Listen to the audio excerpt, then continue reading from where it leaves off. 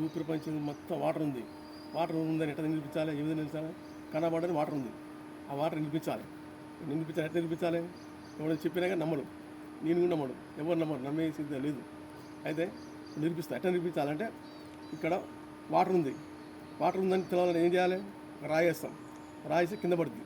దానికంటే తక్కువ ఉన్న బరువు పైకి పోద్ది. పైకి కట్టపల్లి వేస్తాం. కట్టపల్లి కింద కట్టపల్లి వేస్తే పైకి వచ్చి పైన ఆగుతుంది.